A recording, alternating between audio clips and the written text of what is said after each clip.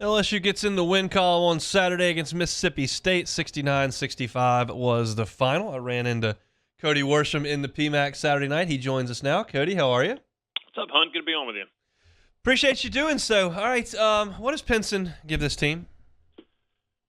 Pinson is the stabilizer on this team.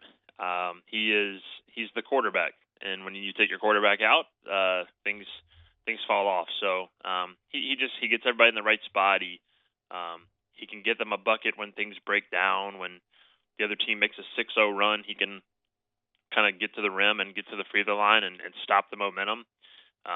Just got a real good feel for the game, and the biggest impact he has is he's the only true point guard on this team. Yeah. Eric Gaines is a one in terms of the way he handles the ball, but he's not a facilitator yet. In fact, he had one of his better facilitating games last time out. He had 5 assists, and that's one short or 2 short of his season high against Mississippi State. But he still had a few turnovers, and he doesn't have the same feel that Pinson does, where another team makes a run. Gaines' instinct almost when the other team makes a run is to go full speed the other way and try to quickly put it to a halt. Whereas Pinson just kind of comes down and makes sure that you get a good shot, and that's going to develop. I mean, Pinson's a senior, Gaines is a sophomore. That's a skill that takes time to develop. But Pinson's really, really developed it well. He can get you a bucket. He can get a bucket for somebody else. And he just settles this team down in a roster that doesn't have a lot of guys who are guys that can settle others down. He can do that for this team. College basketball is a subjective sport when it gets down to the tournament. They pick your teams and you throw them into a bracket. Do you think that the committee will assess this Pinson injury when they are looking over LSU? Man, I don't know what the committee's going to do. Exactly. I never know what they're going to do. I never know how they're going to do it. LSU will probably end up underseeded again. It just seems to always happen. I think they'll probably take it into consideration. I think what's LSU's record with Pinson? It's with him at full health. I mean, with him in the starting lineup and LSU's normal starting lineup, they're 15-0 now. Yeah. So they are a different team when he's not out there. He brings out the best in Tari Eason. I think they'll weigh it in.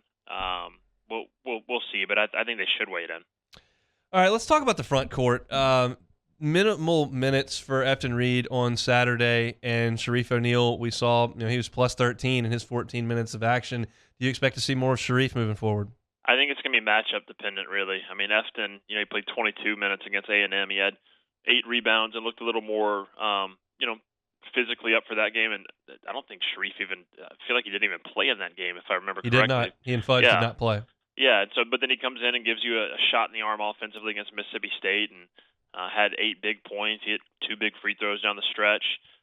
Gets his hands on a lot of balls around the rim, and even if he only ended up with 3 rebounds, he was around the ball a lot. So I think it'll just depend on the matchup. I don't know enough about Georgia to say which player is preferable in that game, but I think you've got your kind of your top 7 rotation, and then you sort of figure out how much is Sharif a factor in this game. How much is Justice a factor in this game? Is there still a place for Fudge, who hasn't played the last couple games? So I think those kind of that 8th person will sort of rotate, or the weight between the 7th guy and the 8th guy will shift a little bit. But as long as you have that top 6 or 7 in place, that's going to be pretty steady. You said you don't know a ton about Georgia. I can tell you this: Xavier Wheeler is not their point guard anymore. He plays for Kentucky. Katie Johnson is not their 2 guard anymore. He leads Auburn. And then you talk about their 3-man plays for Ole Miss. Like, it's just a mass exodus, and now they can't win a game. It's a tough scene over there for Tom Crean. Let's talk about Eason. 23 points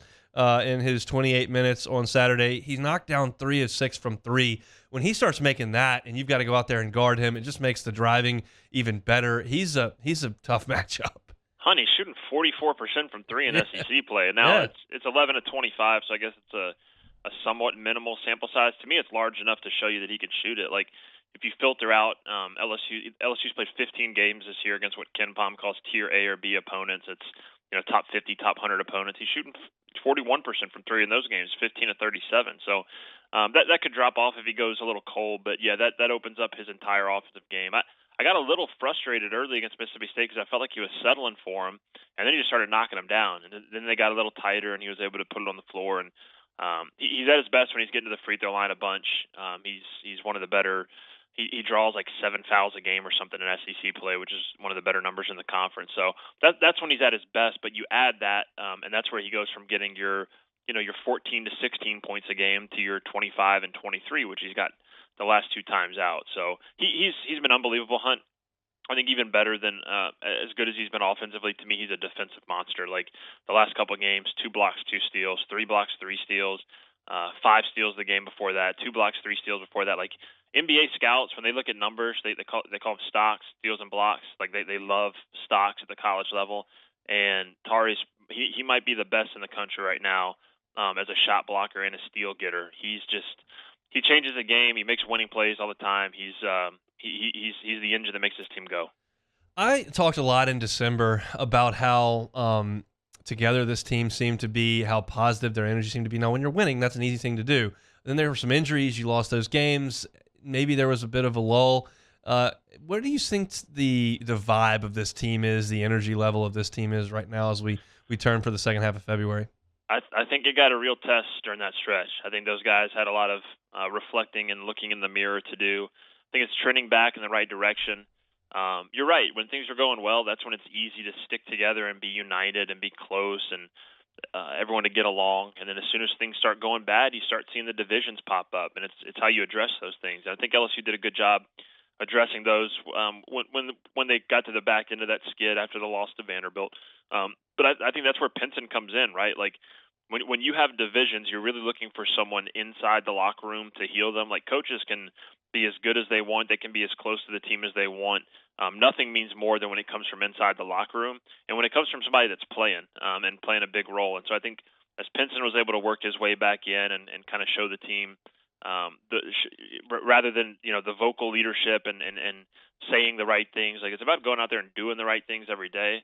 And so I think once Pinson got back into that role, they sort of settled back into the vibe that they were looking for. So we'll see. They've got to sustain it. Beating A&M on the road is good. Beating Mississippi State at home is very good. This week you have 2 winnable games that you're going to be favored in both of them.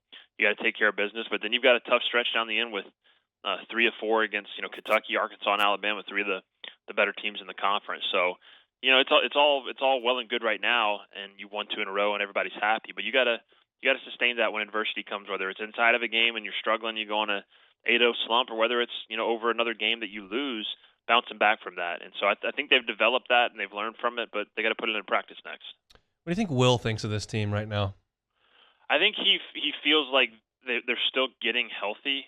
Even though Pinson's out there, I don't think he's 100%. I think Days is probably still a little banged up.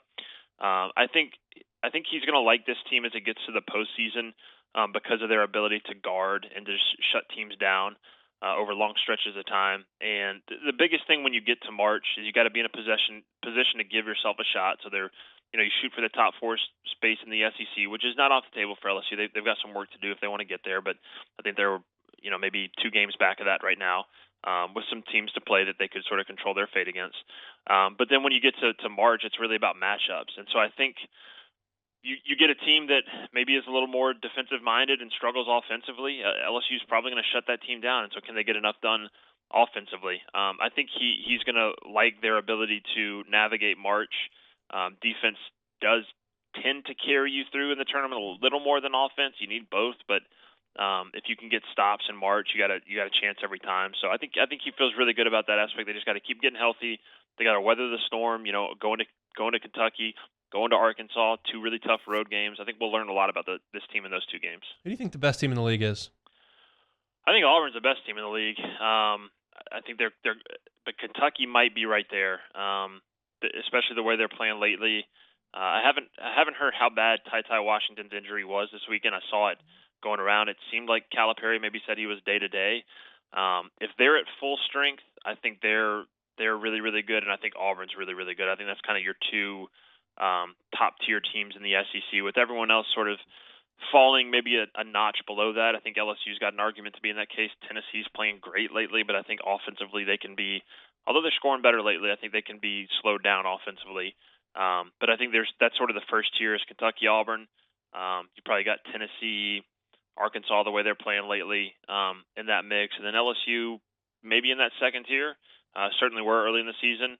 Certainly played like it for large stretches of the last 2 games. Still some bad habits though in the last couple games. Even the win over an A&M, even the win over Mississippi State, some stretches where they didn't look good, but they have that ability to just kind of suffocate you for 4 or 5 minutes at a time defensively, and when you do that, you're going to win a lot of games. So, I think Auburn and Kentucky are the top 2 right now, and that everyone else is trying to punch up to them. Shaping up to be a really fun spring over there on campus at LSU. Last one here, and we'll get you out. We appreciate it, Cody. Any nuggets you got or anything you've seen on the baseball side of things as we get ready to crank up on Friday? Yeah, not much. I've been out there a couple times and just watched them. Here's a real advanced take. Dylan Cruz, very good baseball player. Excited to see him for 2 more years. But Jacob Berry, every time I go out there, he's crushing the ball. I think that top 5 in the lineup is going to be the best in the country.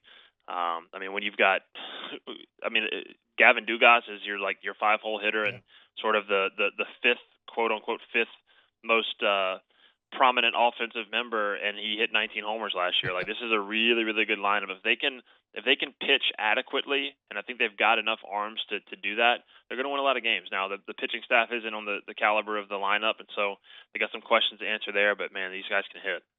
Appreciate you jumping aboard, Cody. Have a good week. All right, guys, thanks. Thanks so much for watching Hunt Hill on YouTube. Now do us a favor. Hit the red subscribe button below and throw us a like. We'll see you next time.